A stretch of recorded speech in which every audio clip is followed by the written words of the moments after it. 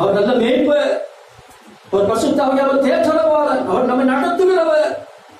அவர் நடத்துகிறவன் நமக்குள்ள வச்சுட்டு எனக்கு வழி தெரியல, நான் என்ன செய்யணும் எனக்கு புரியல அப்படின்னு சொல்லிட்டே இருக்காதீங்க.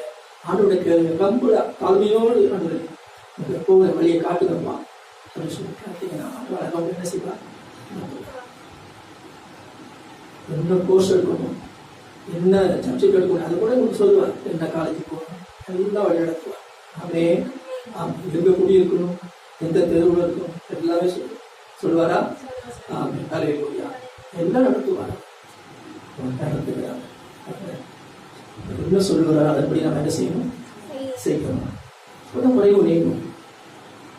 என்ன சொல்லுகிறாரோ அதன்படி செய்யணும். அது அப்பதான் நம்ம அவரை மேய்ப்பரா நம்ம வச்சிருக்கிறோம்னு அர்த்தம். ஸ்தோத்திரம்.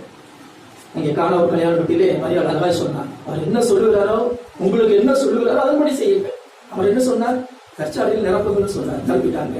இப்பொழுது கொண்டு போய் 10 விசாரணை காரணத்துல கொடுங்கன்னு சொன்னாரு, கொண்டு போனாங்க. தண்ணீர் திராட்சை சமயமாக அவ்வளவுதான். அங்கே மிக எளிமையான சுலபமான வழி. அப்ப அவர் சொல்லுகிறார், அவர் என்ன சொல்லுகிறார், உங்களுக்கு என்ன சொல்லுகிறாரோ மற்றவங்க காப்பி அடிக்காது. ஆமே, மற்றவங்களை காப்பி அடிக்க வேண்டாம். உங்களுக்கு நீங்க தேவசத்துல காத்திருந்து ஆண்டவரை நான் என்ன செய்யணும்ப்பா சொல்லி நீங்க ஆண்டவரோட பேசுங்க. உங்களுக்கு ஆண்டவர் பேசுவார். அல்லேலூயா. யாராவது தீர்க்கதரிசி சொல்ல மாட்டாங்களான்னு சொல்லி அப்படி ஏங்காதீங்க. நீங்க தான் ஒரு தீர்க்கதரிசி நினைக்க முதலாம். ஆமே, எனக்கு அதோட வார்த்தை உங்களுக்குள்ள வெளிப்படுகிறது. சின்ன சாம்பலோட பேசினவர்களோட பேச மாட்டாரா? பேசுவார். அல்லேலூயா, ஸ்தோத்திரம். ஆகவே அவர் என்ன சொல்லுகிறார் அதன்படி செய்யுங்கள். அப்பொழுது குறைவு நிறைவாகும். ஆமே, ஸ்தோத்திரம். பேதுரு அப்படிதான் செஞ்சார்.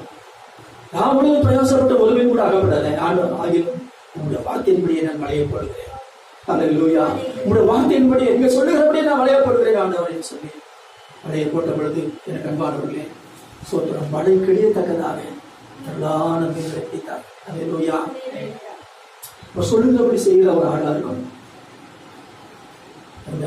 ஒருவேளை நம்முடைய புத்திக்கு 8வது இருக்கிற அப்ப அந்த ராமளும் பிரயாசப்பட்டுட்டா. இப்ப பகல்ல என்ன செய்யறாரு, ஆட்கள் கொண்டு போடுறாரு.